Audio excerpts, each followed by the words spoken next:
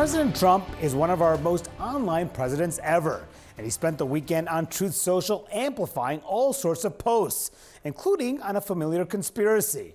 No, not the Jeffrey Epstein files, and that's the story, of course, that has driven the news for weeks, but much safer political terrain for his base. There was the Russia investigation, former President Barack Obama, and alleging corruption in that White House. Is it a strategy or just the president's weekend musings? Well, we have CNN's Kristen Holmes here to break that down for us. So Kristen, what were you hearing from inside the White House this weekend? Yeah, Manu, I think it's somewhere in the middle there, somewhere between an actual strategy and the president's musings. We know that President Trump wants to talk about literally anything else other than Jeffrey Epstein. You kind of saw that today and throughout the weekend as he posted on almost every topic imaginable. Cashless bail, Adam Schiff, at one point touting Mark Levin's book. He posted memes of Democrats in jumpsuits, a rant about a Wall Street Journal article not related to Jeffrey Epstein, but instead one that indicated that Treasury Secretary Scott Bessent had told him not to fire Jerome Powell. That seemed to very much get under his skin, saying he's the one who tells his team what to do, not the other way around. And then, of course, as you mentioned, this entire rant, multiple posts about the Washington Commanders threatening not to make a deal on their new stadium unless they went back to the Washington Redskins. This is a little bit of a different turn of what we have seen from the end of the week. We had seen really several weeks of the White House and President Trump completely on the defensive. President Trump is not good on the defensive. But when this Wall Street Journal story came out at the end of the week that alleged this birthday letter with him coming out against that story, with him filing a lawsuit, the White House felt like they were on the offensive. And of course, as we know, he ordered the Attorney General to unseal that grand jury testimony. But there are still questions about what more he can do. And those questions are coming from his MAGA base and his loyalists. And I can tell you that a few of his allies have even asked me if I can get a question to the president in a briefing or to the press secretary or shout a question at him about why he's not doing more. So this might have tied some of these people over for the short term, but there are a lot of questions still because there's a really overarching belief that there's not going to be that much information in that grand jury testimony. So now people are wondering and they're starting to push for more information. So, long story short, Manu, this story is not going away. Yeah, as much as the president wants to, it certainly won't. And thank you so much, Kristen Holmes, live for us in the White House. And I'm joined in the room by a terrific group of reporters, Leanne Caldwell of Puck, Jasmine Wright of Notice, and Semaphor's Dave Weigel. Nice to see you all. So, Leanne, you foreshadowed this, actually, in a story a couple weeks ago. You said most of the nearly dozen Republicans I spoke to about Epstein over the past few days predicted that Trump would do something dramatic to shift national focus from the subject, employing his reliable tactic of changing the narrative to benefit himself. The question, though, is that is this situation different? Because those Republicans, they're the ones who have been demanding it. They've been pushing for more release for years, months, weeks, and they were disappointed by what the Justice Department and Trump ultimately did. Yeah, there's this string of the Republican Party, the MAGA base, really, who is very anti-establishment. And part of the reason they support Donald Trump is because Donald Trump was going to be the person to break all of that and tell the truth and to break the deep state, essentially. And that's why they're not satisfied with what is happening right now. As you well know, we see on Capitol Hill a bipartisan resolution that is being pushed. I haven't checked since a couple hours ago, but 10 Republicans have already signed on to that. And so, all Democrats are expected to sign on to it too. So that is very much a majority of House members.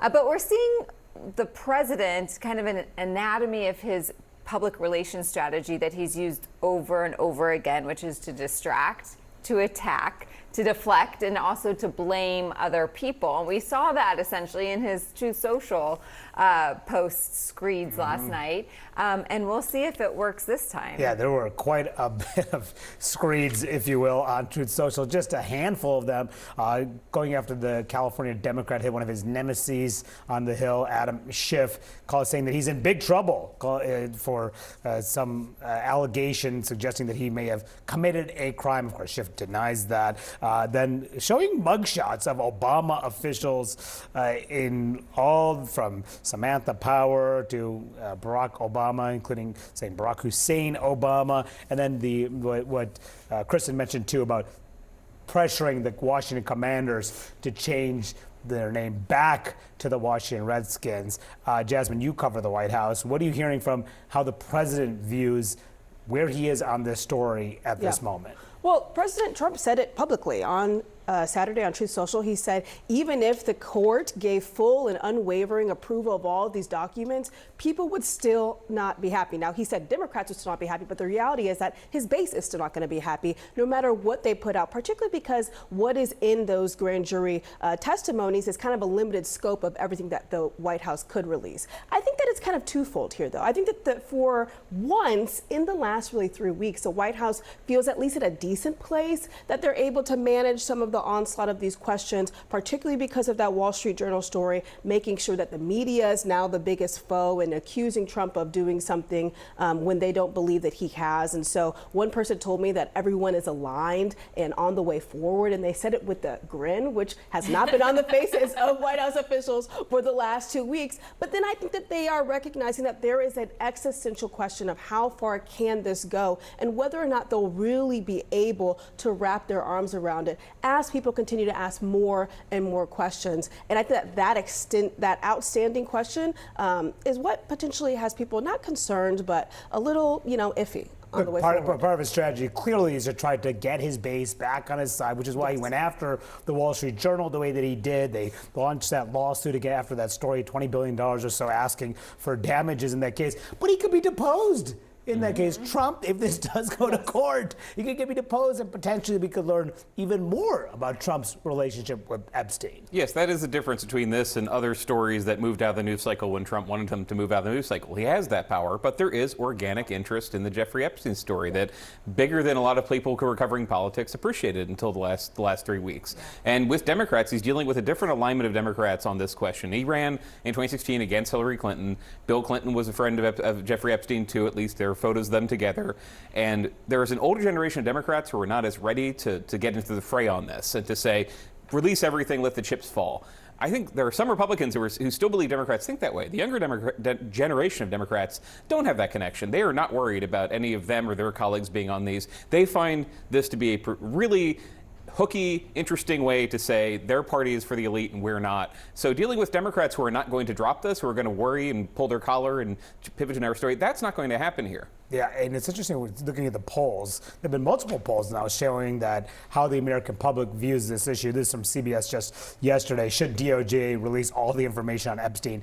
89% say yes. I mean, you'd rarely see that in polls in this era of polarized politics. And you ask about how Republicans feel about this, whether they're satisfied with how Trump has done this well, if they've handled it well. Just 50% of Republicans, 49% say they're dissatisfied. I mean, typically Trump is at 90% or so among Republicans, no matter what the issue is here, 50%.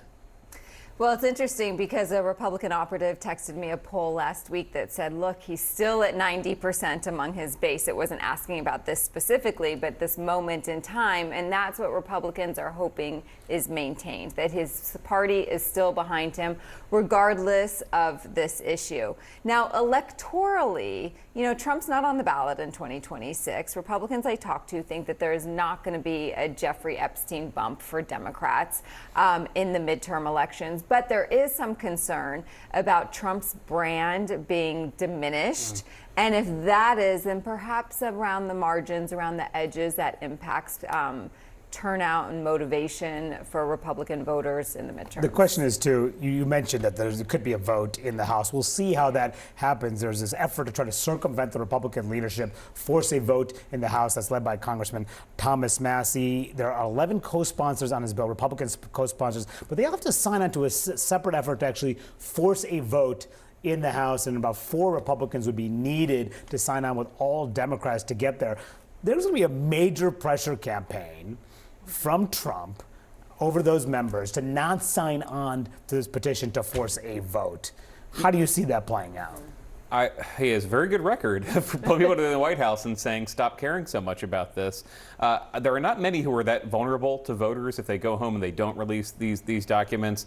If this is smothered, they know, though, it gives Democrats an issue they're very happy to campaign on. And the current distraction, not to overuse that word in this segment, but of attacking the Wall Street Journal and saying, well, you really get on our side because the media is trying to take down Trump over this. That's going to be very compelling for a lot of members, not for the Tom Masseys of the world, because they're used to that. They're used to being told to get in line, that we have a new enemy now. They don't separate. The narrative for years with Epstein was also Trump is not going to be in these. Don't worry about it. These Republicans signing on don't think they're going to be part of releasing bad information about Donald Trump. They don't know why he's not releasing it. Yeah, and I have some predictions on who on that list might fold. I won't say that publicly at the moment. We'll see if that ultimately happens.